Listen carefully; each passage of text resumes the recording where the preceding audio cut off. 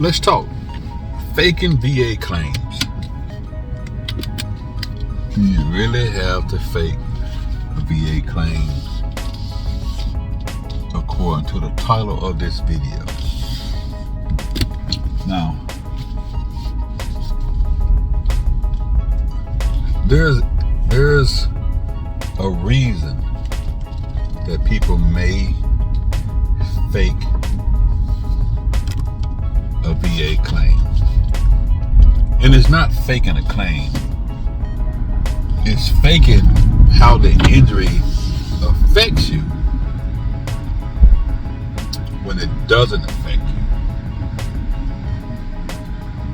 What I mean by that is that you got a legit injury, right? Let's say in the case of a back injury that it comes into play with activity. And let's say 60% of the time, or 70% of the time, whatever may be the case, that injury isn't flaring up. It's not acting up because you haven't done the activity. The activity could be sitting for long periods, working in the yard, stuff you would normally do that you develop a condition from being in the service or develop a condition while in the service. So when would you have to fake that injury? When you're doing a comp and pen exam.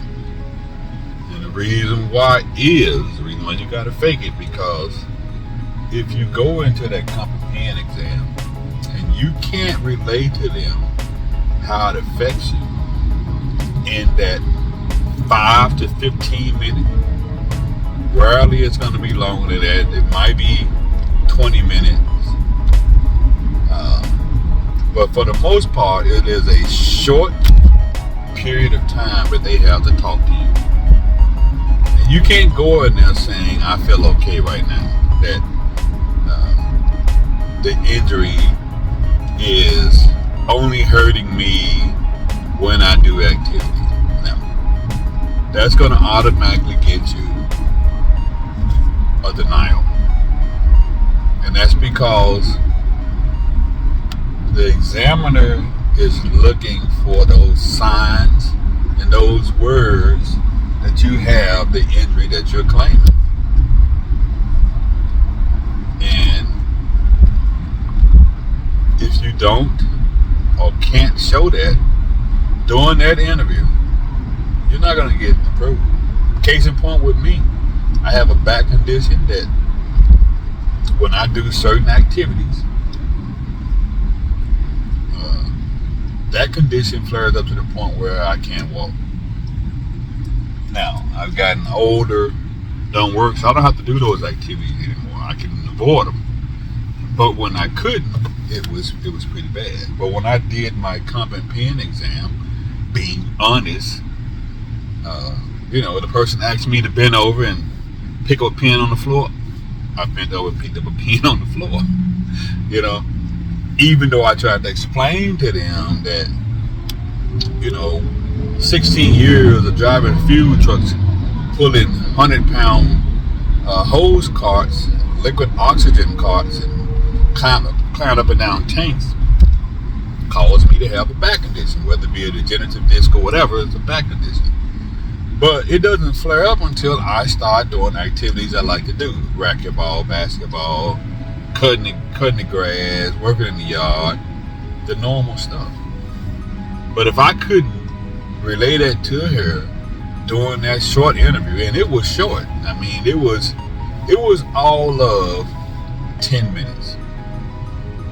And it was bend over, it was pick up a pen, it was squat with your hands out, it was twist, and it was raise your hands from the side up and then from the front up. And at the time, I could do all of that. When what I should have did is one or two things you have to do. If you know your condition, if you know your condition and you know how it affects you and know how many days it affects you, do that condition prior to the interview. Or you're going to have to be able to fake it. Now, you're not faking an injury you don't have. You're faking an injury you have to show the conditions. And there's nothing wrong with that. I don't believe people should make up fraudulent claims. That's not what I'm saying. When I say fake an injury, you have to fake the condition that injury causes you when you do the activity. And there's no way around that.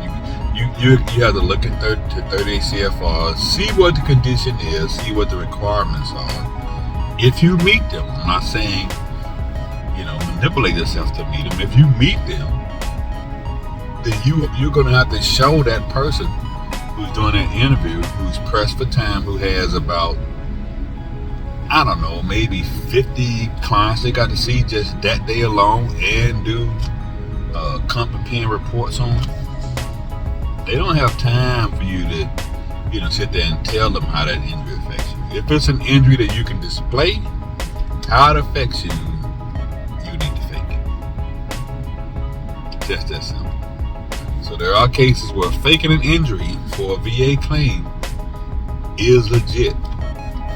You're not necessarily faking the injury, you're faking the symptoms to show how they affect you at the time that they are in effect, when they may not be in effect when you're doing that interview. That interview is critical that you are able to relay with certain words and activity that you actually do have that injury, that you do have that disability. Otherwise,